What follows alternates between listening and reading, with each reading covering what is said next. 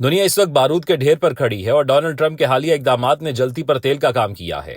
اطلاعات یہ ہیں کہ امریکہ نے اپنے تباہ کن نیوکلیر بحری جہاز ایران کی سمندری حدود کے قریب روانہ کر دیے ہیں، اور یہ صرف ایک جہاز نہیں بلکہ ایک پورا بیڑا ہے۔ لیکن سب سے زیادہ خوفناک بات یہ ہے کہ امریکہ نے اپنا ڈومز ڈے پلین یعنی قیامت کا جہاز فضا میں بھیج دیا ہے۔ ڈومز ڈے پلین کیا ہے اور یہ خطرے کی گھنٹی کیوں ہے؟ یہ کوئی عام طیارہ نہیں بلکہ فضا میں اڑتا ہوا ایک نیوکلیر کمانڈ سینٹر ہے۔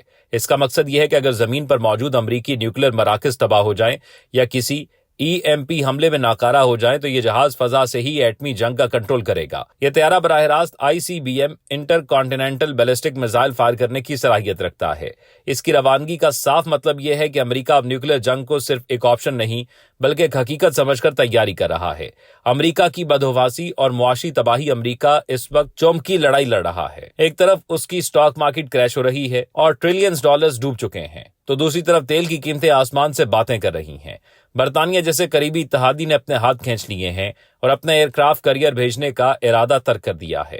خلیجی ممالک نے بھی امریکہ کو آنکھیں دکھا دی ہیں۔ قطر نے بھی واضح اعلان کر دیا کہ ہماری زمین یا فضائی حدود ایران کے خلاف استعمال نہیں ہوں گی۔ کویت بھی صورتحال کی سنگینی کو بھانپ رہا ہے۔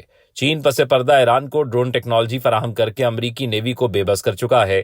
ایران کا جوابی وار ہے کہ ہم تیار بیٹھے ہیں۔ ایران کے جنرل جباری کا بیان واضح ہے کہ وہ 10 سالہ طویل جنگ کے لیے تیار ہیں۔ ایران اب صرف دفاع نہیں کر رہا بلکہ وہ امریکہ کی ٹھکائی کرنے کے لیے موقع کی تلاش میں ہے۔ ایران کا غصہ اس وقت عروج پر ہے اور اس کے میزائلوں کے دہانے کھلے ہوئے ہیں۔ نیتن یاہو کی دھمکیاں اور ٹرمپ کی جنوبی پالیسیاں دنیا کو ایک ایسی تباہی کی طرف دھکیل رہی ہیں جہاں سے واپسی ممکن نہیں۔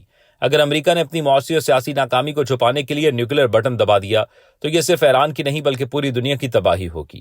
ٹرمپ کی اپنی عوام ان کے خلاف ہو چکی ہے، لیکن ایک جنونی لیڈر سے کچھ بھی توقع کی جا سکتی ہے۔ امریکہ جو کبھی دنیا کا ٹھیکیدار بنتا تھا اب اپنی بقا کی جنگ لڑ رہا ہے، اور اس پاگل پن میں وہ پوری دنیا کو داؤ پر لگا چکا ہے۔